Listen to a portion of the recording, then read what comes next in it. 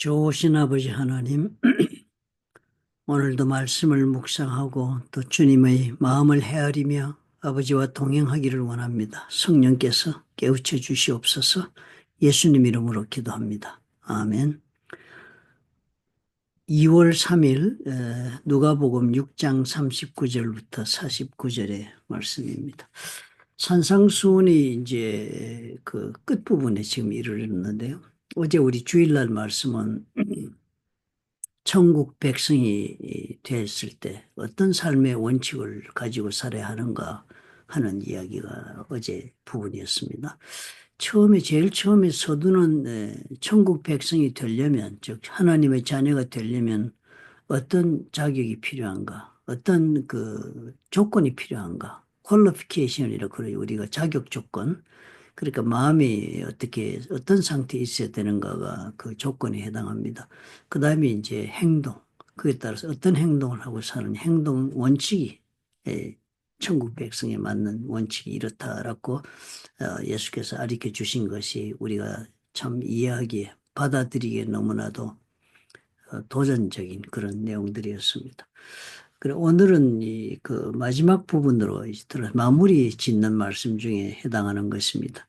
그런 삶의 원칙을 얘기한 다음에 이제 유대인들이 오늘 하신 이 말씀 보면은 이제 맹인이 맹인을 인도할 수 있느냐, 네 눈에 들보가 어떻고 남의 티를 보고 네가 들보가 있는데도 어떻게 그걸 뽑으라 하느냐, 뭐 이제 이런 이야기를 하지 않습니까? 그러고는 이제 열매를 보면 안다. 우리가 못된 열매 맺는 좋은 나무 없고 좋은 열매 맺는 못된 나무 없다. 그 나무는 그냥 열매를 맺기 전에 볼 때는 이게 좋은 나무인지 나쁜 나무인지 우리가 분간하지 못하지만 맺는 열매가 보면은 그 나무가 그 다음에 어떤 나무인지를 열매를 보고 알 수 있다는 얘기를 하는 거. 그 다음에 이제 말씀을 듣고 행하는 자와 그렇지 않은 자의 차이점이 이 집을 짓는 것에 비유한 말씀이 이렇게 나옵니다. 이 참 유명한 그 비유의 말씀이잖아요. 근데 오늘 이 세 가지는 다 유대인들에게 이 산상수훈을 준 다음에 그 사람들의 입장에서 이 이야기를 받는 점을 우리가 어, 묵상에 간주해야 될 것으로 그렇게 이해가 됩니다. 그 사람들이 지금 현재 입장은 어떻게 해요? 자기들에게도 예수님 말고도 자기들을 이끌어가고 있는 선생들이 있습니다. 사두개인이 있고요. 그리고 또 성경에 관해서는 서기관들이 있고요. 또 그리고 예배에 관해서는 하나님의 나가 예배드린 같은 사두개인이 있습니다. 그러니까 바리새인들 같은 경우는 이제 말씀 운동을 일으키는 사람들, 하나님의 말씀을 어떻게 우리 삶에 지켜야 하는가를 가리키는 사람들이라면 그 말씀이 근본이 되는 성경에 관해서 가리키는 사람들이 서기관이고 그리고 또 그 모든 것을 통해서 예배를 드리는 것은 사두개인들이 성전을 주관하고 있고 그런 지도자들이 있는 상태의 사람들입니다. 그리고 그 사람들의 가르침 속에서 오늘까지 살아온 사람들이니까 이 사람들이 난데없이 지금 예수님의 말씀을 들을 만큼 마음이 비어있는 상태가 아니지요. 머리가 비어있는 상태가 아닙니다. 자, 이전에 그 모세 율법을 통하여 그 율법이 자기들이 스스로 그 모세로부터 바로 배우고 해석하고 있는 것이 아니라 모세 이후로부터 그 율법을 바리새인들을 통하여 서기관들을 통하여 배웠습니다. 그렇게 배웠으니까 선생들을 통하여 배운 모세 율법을 그 사람들이 머릿속과 마음속에 다 가득 차 있습니다. 그러니까 그 사람들이 그렇게 해석을 하면서 모세가 가르친 대로만 해석한 것이 아니고 모세 이후에 많은 장로들의 그 전통이라든지 그 모세 율법을 따라 살면서 생겼던 그런 본래의 그 율법의 내용과는 관계도 없는 전통들이 연관성은 자기들이 있다고 생각하겠죠. 그렇지만 그런 것들이 있어가지고 사실상 모세 율법만이 아닌 그 전통까지도 그리고 자기들의 그 선생들의 가르침까지도 자기들이 삶 속에 다 가득 차 있는 사람들입니다. 그러니까 어떻게 해요? 예수님의 가르침이요. 자기들은 놀라고 그렇지만은 이미 다 가득 차 있으니까 예수님 말씀이 그들 마음속에 들어와 자리 잡기가 대단히 어렵습니다. 사실 이게 대단히 중요한 거 아닙니까? 그죠? 우리가 정말 새로운 어떤 일을 뭔가 하려면 새로운 것을 배우려면은 예전에 우리가 알고 있던 것을 비워야 합니다. 그래야만 새로운 것이 들어와서 나를 이끌어 갈 수가 있죠. 그런데 우리가 그게 우리 무의식 중에 우리는 그런 생각을 안 합니다. 이미 우리가 얼마나 많은 나의 개인적인 편견과 선입견과 나의 경험에 근거한 나 나름대로의 그 자기의 논리를 가지고 있는가를 우리가 깨닫지를 못할 때가 많습니다. 우리 생각에는 우리 필터가 있어가지고요. 새로운 무엇을 누가 말해도 우리 필터에서 다 걸러서 내가 맞고 내가 원하는 것을 선별해서 받아들이고 있지. 그죠? 우리가 좋은 가르침이라고 해서 좋은 하나님의 그런 말씀이라 그대로 내 영혼 속에 들어와서 양식이 되질 않습니다. 그러니까 오늘 이제 주님이 이런 말씀하시는 것입니다. 저들이 그렇게 젖어 있는 가르침, 그 가르침을 주고 있는 사람들, 그런 그들과의 관계에서 어떻게 분별해가지고 예수 그리스도가 주시는 말씀을 저들이 삶에 받아들이고 그 말씀을 적용하며 실제로 그 말씀을 따라 행할 수 있는 그런 사람들이 되게 만들겠는가 하는 그런 관점에서 주님이 이 말씀을 주는 거예요. 그러니까 맹인이 맹인을 인도할 수 없다. 갑자기 그 얘기를 왜 하겠습니까? 사실은 대단히 똑똑하고 그리고 알아서 인도하고 있는 것 같지만 바리새인이나 서기관 사두개인들이 다 어떻게 해요? 예수님이 이 가르침 속에서 그들을 볼 때는 다 맹인이 맹인을 인도하는 정도의 선생들밖에 안 된다는 것을 이들에게 지금 유대인들이 알려주고 있는 것입니다. 그들이 다 눈에 어떻게 들보가 있으면서 남의 티를 눈을 보고 이렇게 하는 그런 사람들이다 해서 그러니까 그렇게 얘기를 하면서 지적을 딱 하는 단어가요. 바리새인과 서기관들을 야단칠 때 하시는 단어가 등장을 합니다. 42절에 보면요. 들보를 보지 못하면서 어떻게 티를 빼라고 할 수 있느냐 그래놓고는 외식하는 자요. 이렇게 이 사람들이 어떤 사람들이라고요? 위선자들이요. 외식이란 말은 위선이란 뜻입니다. 위선자들이요. 그랬으니까 이 사람들을 가리켜 위선자라고 하는 말은 이 사람들이 결국 누구? 이 사람들이 다 바리새인들, 서기관들이라고 주님이 간접적으로 이 저들에게 분명히 지적해서 말을 해주고 있는 것입니다. 그렇게 하고서는 그 다음에 또 어떻게 해요?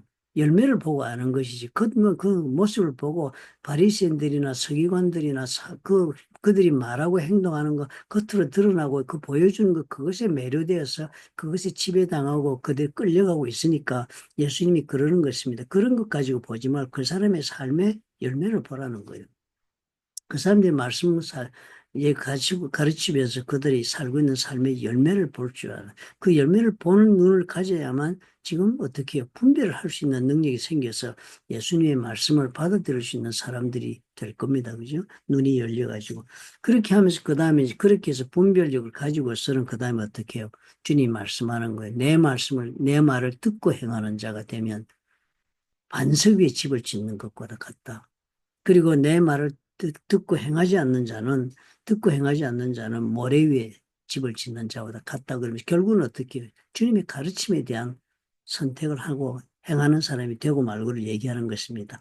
그러니까 오늘 이 말씀 어떻게 해요?